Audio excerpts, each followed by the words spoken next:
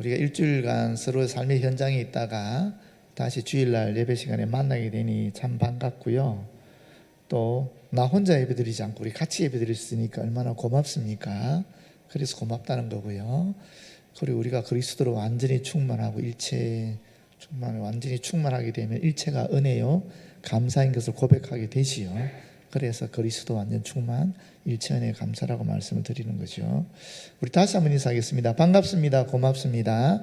그리스도 완전 충만, 일체 은혜 감사. 네.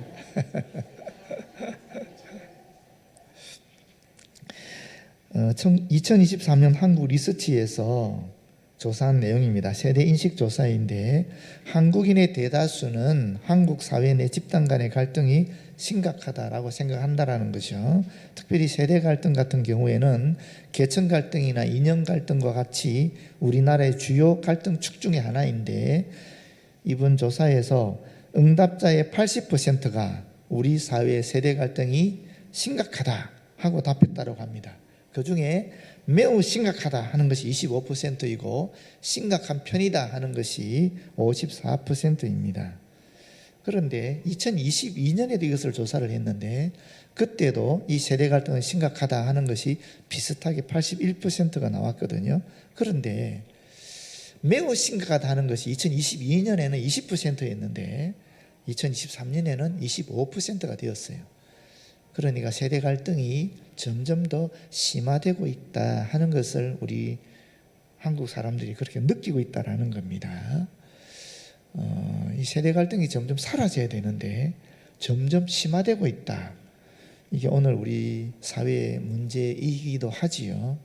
그런데 우리 사회만 그런 것이 아니라 사실은 이스라엘 사회에서도 이런 굉장한 갈등들이 여러 세대를 통해서 나타나게 되는데 그 중에 대표적인 것이 이 출애굽 광야 세대들하고 가나안 복지 세대들의 갈등입니다.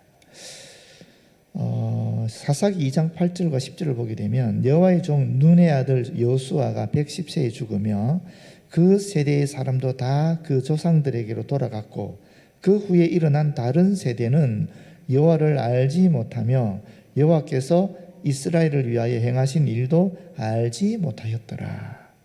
다시 말하면 여호수아 세대까지는 이 애굽의 노예 상태에 있다가 또 10가지 재앙을 경험하고 또 홍해 사건도 경험하고 또 광야 생활을 통해서 구름 기둥 불 기둥의 보호하심과 만나와 메추라기로 먹여주심, 또 반석에서 물이 터져서 갈증을 해결해 주시고 또 옷이나 의복이 헤어지지 않게 하여 주시고 뭐 신발도 헤어지지 않았다 그러지 않습니까?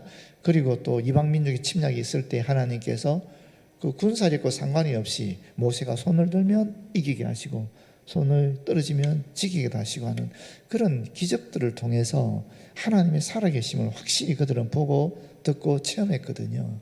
그런데 가나안 복지에 들어간 세대들은 그 광야에서 살았던 목축 문화보다 훨씬 발달되었던 그 당시에 농경 문화, 가나안 농경 문화를 경험하게 되면서 거기에 빠져버렸다라는 거예요.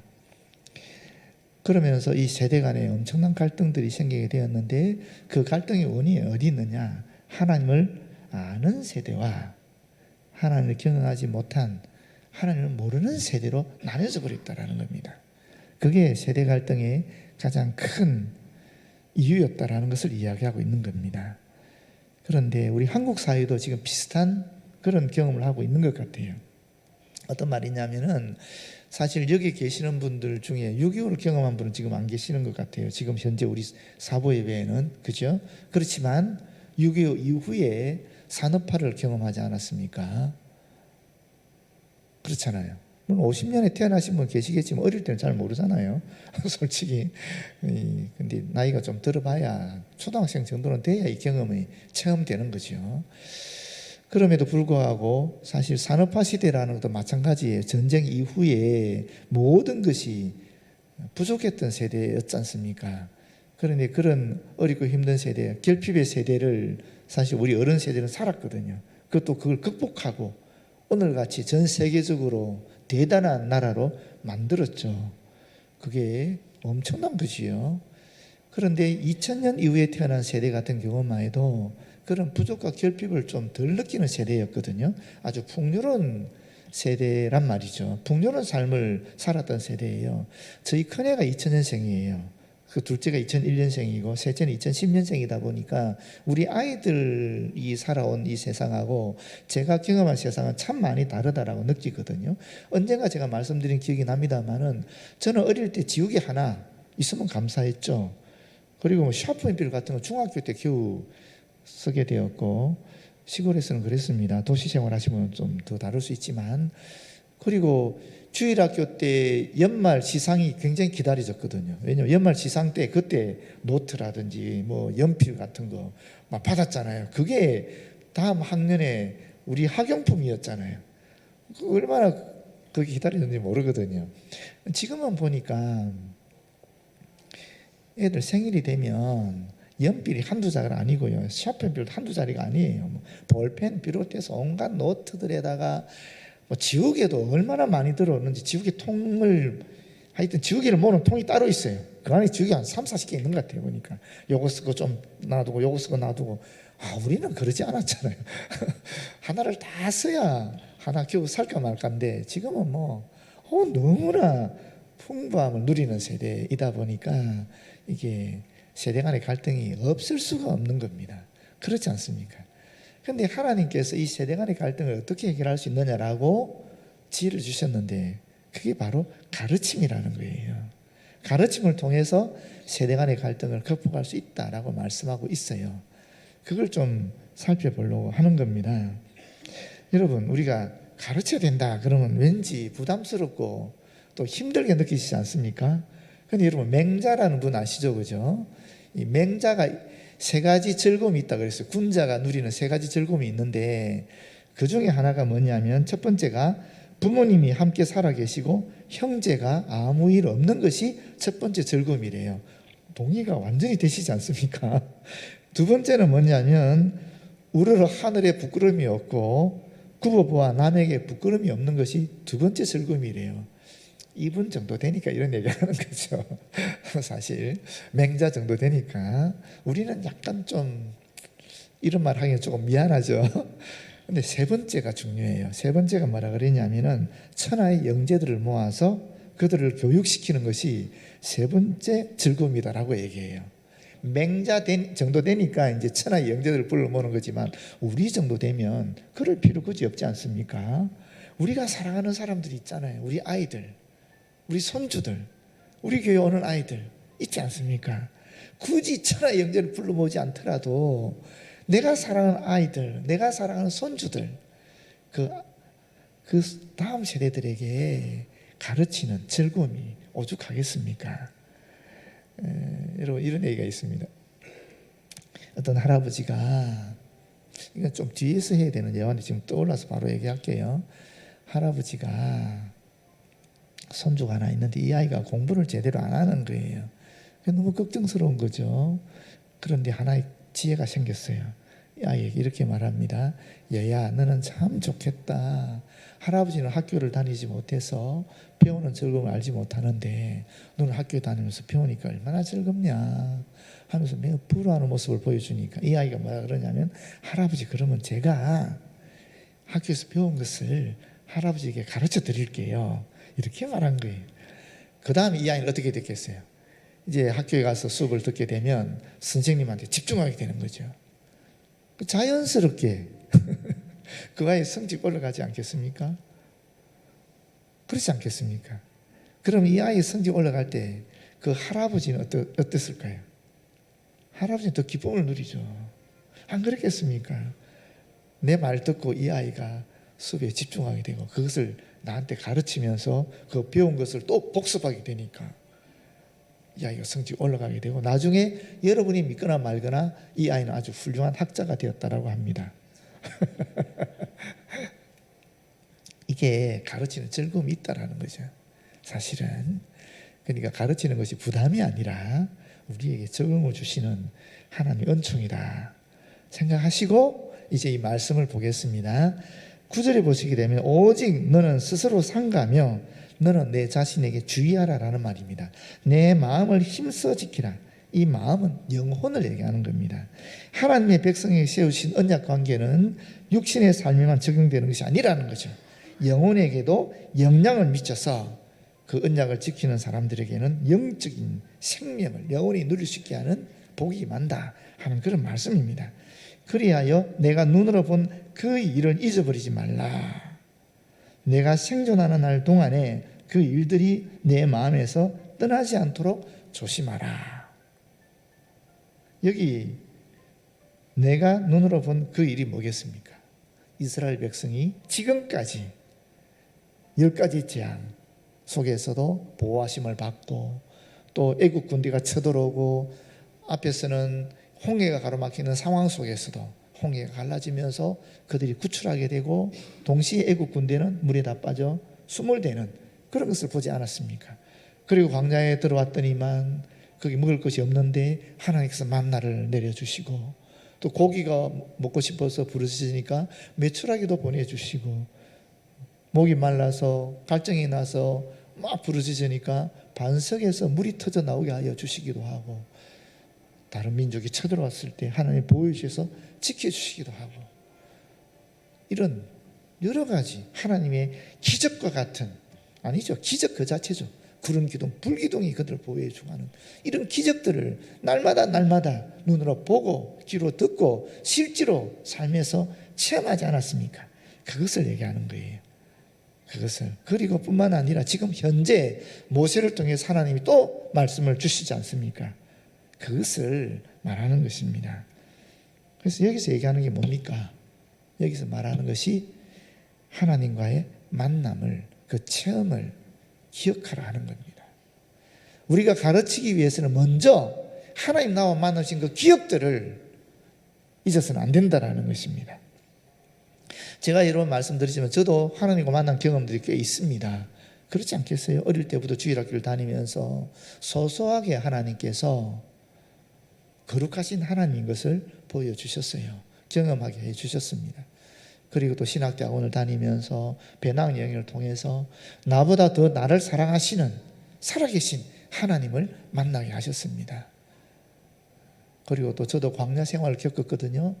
영국에서 유학할 때 그리고 또 박사학위 받고 나와서 시간 강사할 때 그때 정말 광야의 생활을 했는데 그때 하나님께서 만나와 메추라기를 보내주시고 까마귀를 통해서 먹을 것을 주시고 입힐 것을 주시고 정말 저를 보호해 주시는 저와 함께 하시는 저를 지키시는 우리 가족을 지키시는 그 하나님을 우리가 경험했거든요. 그리고 또 여러분께서 안식년에 저를 보내주셔서 코나 일방대학에서 DTS를 하는 가운데에 성령의 엄청난 능력들 실제로 제가 눈으로 보고 귀로 듣고 제 스스로 체험했거든요. 마다가스카르 가서 또 전도여행하는 가운데에 정말 신실하신 그 하나님을 경험했거든요. 이런 경험들이 저한테도 있어요. 한마디로 말하면 어릴 때부터 지금까지 언제 어디서나 누구를 만나 무슨 일을 하든지 어떤 상황에서든지 간에 나와 함께 하신 그 하나님 그 경험이 저한테 있거든요. 저한테만 이런 거 있을 수 있겠습니까? 여러분께도 있잖아요. 저에게 이렇게 역사하신 하나님께서 여러분들 각자에게 맞게 적합하게 유익하게 그렇게 만나주셨고 그렇게 보호해 주셨고 그렇게 체험해 주신 그 하나님의 기억이 있잖아요. 그 기억을 잊어서는 안 된다는 겁니다. 그것을 성경에서는 아브라함의 하나님, 이삭의 하나님, 야곱의 하나님 이렇게 표현합니다. 아브라함의 하나님으로, 이삭에게는 이삭의 하나님으로, 야곱에게는 야곱의 하나님으로 만나주셨다는 것입니다. 아브라함의 상황 속에서, 이삭의 상황 속에서, 야곱의 삶 속에서 그렇게 따로따로 그들에게 가장 적합하고 그들에게 가장 필요할 때 그들에게 가장 유익한 모습으로 하나님께서 나타나셔서 역사해 주셨기 때문에 성경은 분명하게 아브라함의 하나님이다, 이삭의 하나님이다, 야곱의 하나님이다 이렇게 이야기하고 있거든요. 마찬가지로 저는 저의 하나님 이와 같이 고백합니다마는 여러분도 여러분 나름의 하나님을 고백할 수 있지 않습니까? 그 하나님을, 그 만남을, 그 체험들을 기억해라라는 것입니다. 잊지 말라라는 것입니다. 두 번째는 자녀들에게 가르치라라고 말씀하십니다. 보시게 되면 9절 하반절이죠. 너는 그 일들을 내 아들들과 내 손자들에게 알게 하라. 알게 하라라는 말이 너는 그들을 가르치라 하는 말입니다. 또 10절에도 보게 되면 내가 호렙산에서 내 하나님 여호와 앞에 섰던 날에 여호와께서 내게 이르시기를 나에게 백성을 모으라. 내가 그들에게 내 말을 들려주어 그들이 세상에 사는 날 동안에 나를 경외함을 배우게 하며, 그렇지 않습니까? 또 그 자녀에게 가르치게 하리라. 보십시오. 여기 지금 알게 하라, 가르치라는 말이 그랬죠. 또 배우게 하라, 이것도 가르치는 거잖아요. 그리고 뒤에 또 가르치게 하라, 무려 3번이나 반복해서 하나님께서 강조해서 이야기하고 있는 것이 가르치라는 겁니다. 가르치라.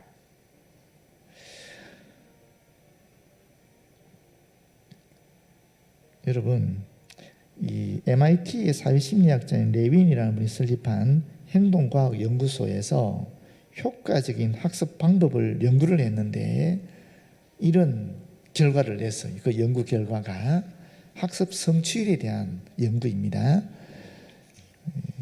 첫 번째는 강의를 들을 때에 학습 성취율이 5%라는 겁니다. 여러분께서 지금 설교를 듣고 있잖아요. 이 듣는 것이 여러분에게는 5% 정도의 효과가 있다는 거예요.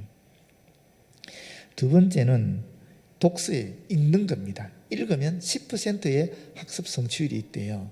지금 여러분이 저를 통해 들려주는 하나님의 말씀을 듣고 그리고 집에 가서 여러분이 직접 이 본문의 말씀을 다시 한번 읽게 되면 그럼 학습 성취율이 15%가 된다라는 말입니다. 그 다음에 시청각으로 수업을 듣게 되면 20%의 학습 성취율이 있답니다. 제가 종종 영상을 들려주지 않습니까? 이게 시청각이잖아요. 그렇게 된대요. 오늘도 하나 볼까요? 시청각 하나 보여주세요.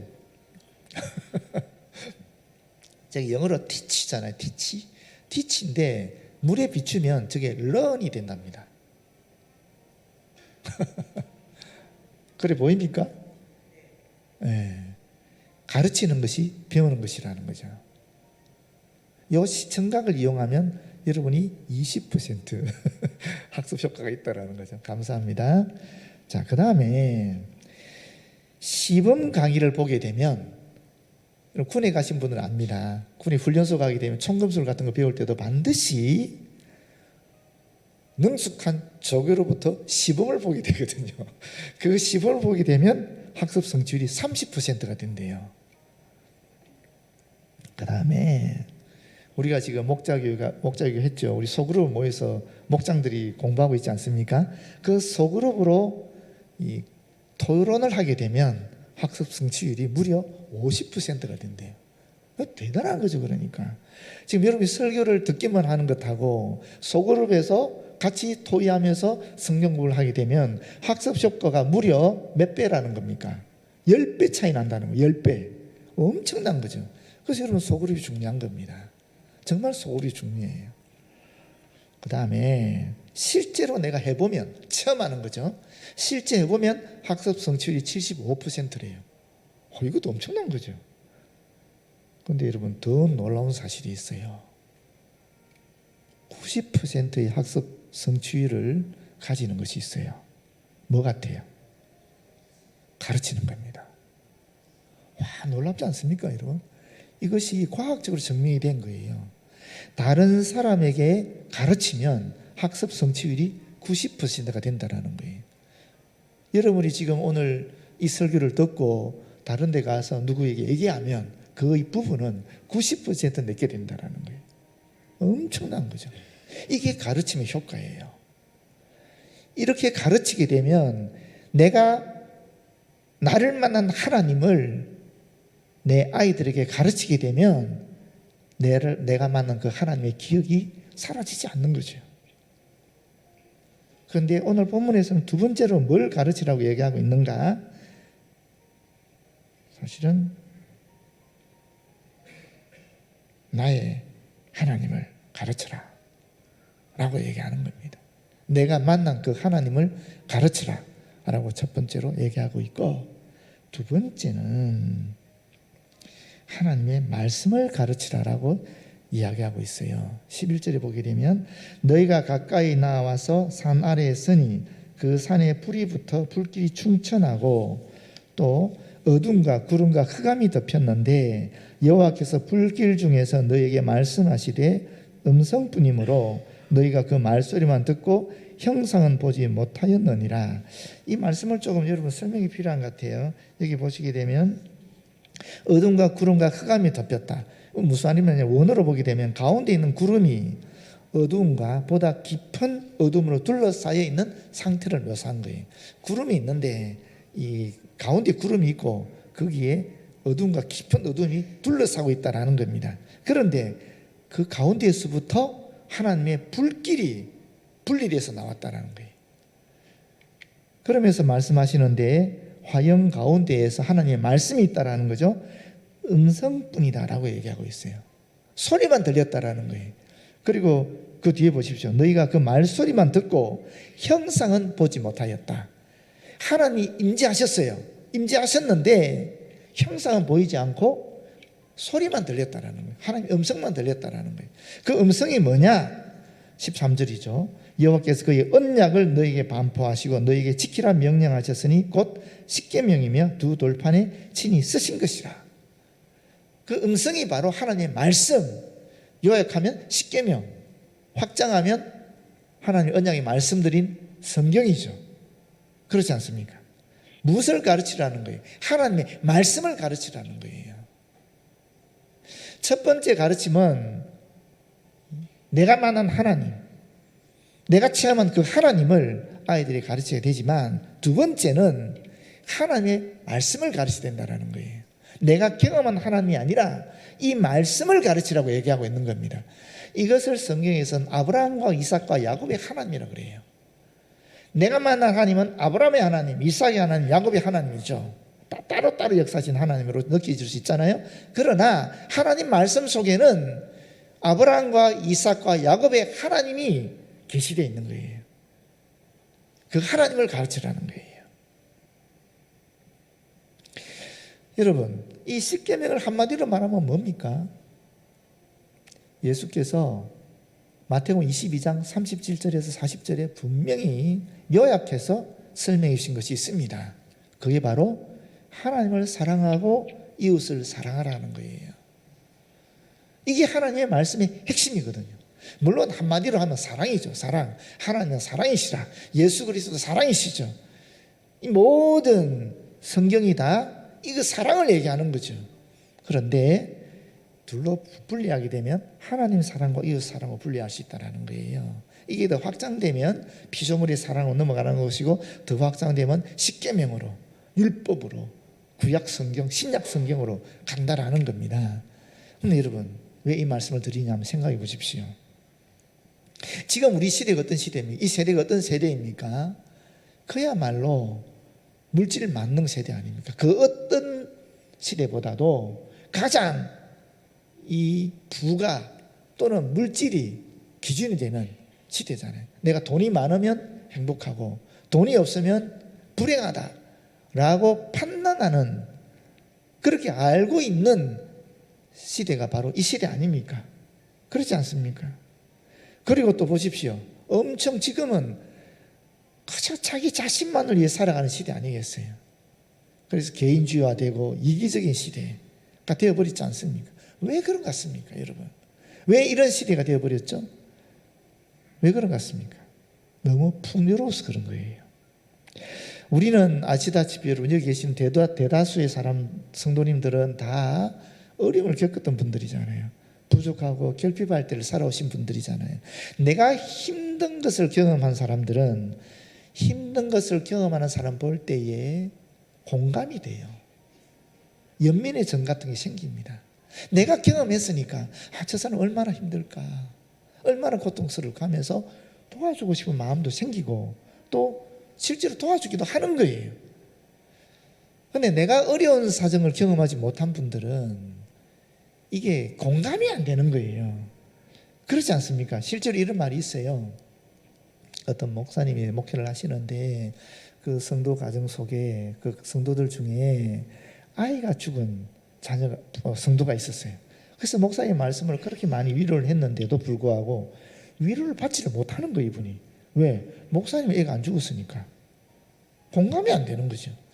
그런데 목사님 친구 목사님 중에 그 자녀가 죽은 목사님이 있었어요. 그래서 그 성도를 그 목사님과 연결시켜 줬어요. 같이 만난 거죠. 그러니까 목사님과 자녀가 죽은 그 친구 목사님과 또 자녀가 죽은 그 성도 같이 만나서 얘기를 하는데, 아니 그 교회 목사님이 했던 말을 똑같이 지금 이 친구 목사님이 하는데 그 성도가 펑펑 울면서 위로를 받는 거예요. 이해되시죠? 무슨 말인지. 같은 경험을 했기 때문에 공감이 되는 거예요. 마찬가지예요, 여러분. 이게 하나님을 사랑하게 되면 사실은 내 중심적이 안 되거든요. 그렇지 않습니까? 세상의 가치관대로 흘러가지 않거든요. 물질 중심주의 사회 속에서도 휘말리지 않거든요. 인기를 얻기 위해서 그렇게 난리를 치지 않거든요. 하나님을 사랑하게 되면, 하나님을 경외하게 되면 세상을 이길 수 있는, 세상의 가치관을 극복할 수 있는 그런 뭔가를 가지게 되는 거거든요. 근데 하나님을 사랑하지 않으면은, 하나님을 경외하는 마음이 사라지게 되면은 세상 풍조에 휩쓸려서 성경이 말하는 안목의 정욕, 육신의 정욕, 이런 걸 따라가게 돼 있다라는 거예요. 그러면서 점점 더 이기적이 되고 점점 더 개인적이 되면서 힘들어하는 이웃의 고통을 외면하게 된다는 겁니다. 근데 하나님을 사랑하게 되면 자연스럽게 이웃도 사랑하게 된다는, 그게 하나님 말씀이니까 그것을 가르쳐야 된다는 거예요. 그것을 가르치지 않으면은 풍요로운 사회가 되면 될수록 점점 더 개인주의 되고 이기적이 되고 진정한 마음의 평화, 만족, 그런 기쁨을 누리지 못하는 세대가 되어버린다는 겁니다. 그래서 하나님의 말씀을 가르쳐야 된다고 얘기하는 겁니다. 그리고 여러분 14절의 묘한 말씀입니다. 그때 여호와께서 내게 명령하사 너희에게 규례와 법도를 교훈하게 하셨나니, 가르치게 하셨다는 거 아닙니까? 이는 너희가 거기로 건너가 받을 땅에서 행하게 하려 하심이니라. 이게 묘한 말이에요. 지금 십계명이 언제 줬습니까? 광야 생활 초기에 준 거예요. 그런데 십계명을 왜 주셨느냐라고 얘기하는 거예요. 이 십계명을 주신 이유는 광야 생활에 주신 게 아니라는 거예요. 그럼 왜 주셨다라는 거예요? 가나안 복지에서 살아갈 때 필요해서 주셨다라고 얘기하는 겁니다. 여러분, 이게 놀라운 말이에요. 그리고 묘한 말씀입니다. 광야 생활 초기에 십계명 주셨는데 그 십계명은 사실은 광야 생활을 위한 것이 아니라 가나안 복지 땅에 풍요로운 삶을 살아갈 때 필요해서 주신 말씀이라는 겁니다. 그렇게 따지면 광야 생활을 경험했던 우리에게 하나님의 말씀이 더 필요한 것이 아니라 풍요로운 생활을 하고 있는 이 다음 세대가 하나님의 말씀이 훨씬 더 필요하다는 말을 하고 있는 겁니다. 그런데 오늘의 세대는 하나님을 만난 경험도 부족해지고 하나님의 말씀에 대한 사모도 없어지고, 그런데 이 세대는 풍요로운 삶 속에서, 풍요로운 시대 속에서 더 하나님의 말씀이 필요한데 어떻게 하겠냐는 거예요. 어떻게 해야 되냐는 겁니다. 지금 저희 세대보다 우리 다음 세대가 훨씬 더 하나님을 만나는 체험도 필요하고 하나님을 사랑하고 이웃을 사랑하는 하나님의 말씀도 필요한 세대라는 거예요. 이게 단절되게 되면 우리와 같은 그런 은혜를, 우리는 부족하면서도 주님의 함께 하심을 늘 은혜로 누리면서 감사하면서 그렇게 살아오지 않았습니까? 그런 은총을 누리지 못하게 된다는 겁니다. 매우 안타까운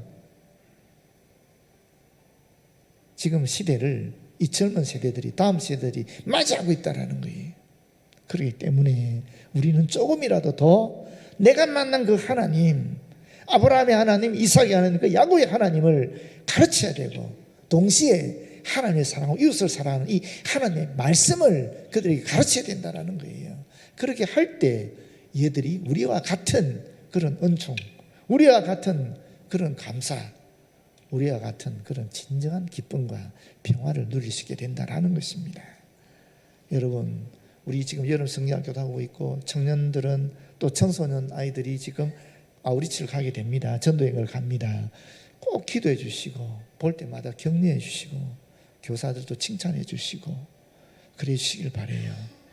그걸 할 때에 진짜 우리 다음 세대가 진정한 행복, 진정한 평화, 진정한 기쁨을 누릴 수 있게 됩니다. 기도하겠습니다. 아버지 하나님, 고맙고 감사합니다. 하나님께서 우리와 함께 하여 주셔서 어려움 속에서도 주님을 향하여 영광과 존귀와 찬양을 드릴 수 있도록 하시니 고맙고 감사합니다. 이 기쁨, 이 감격, 이 은총을 우리 다음 세대들도 누리기를 원합니다. 주님과 함께하여 주시옵소서. 주님과 만난 그 경험을 그들에게 전하며 가르치게 하여 주시고, 아브라함 하나님, 이삭의 하나님, 야곱의 하나님을 가르치게 하여 주시고, 하나님 말씀 속에 있는 우리 주 예수 그리스도의 사랑, 그 십자가의 사랑, 하나님의 그 사랑, 나와 함께 하시는 구원의 하나님을 말씀을 통해 우리 아이들에게 꼭 가르칠 수 있도록 인도하여 주셔서 정말 주님을 바라보기 힘든 이 풍요로운 세상에서도 우리 아이들이 우리와 똑같은 그런 은총을 누릴 수 있도록 역사하여 주시옵소서. 예수님 이름으로 기도드립니다. 아멘.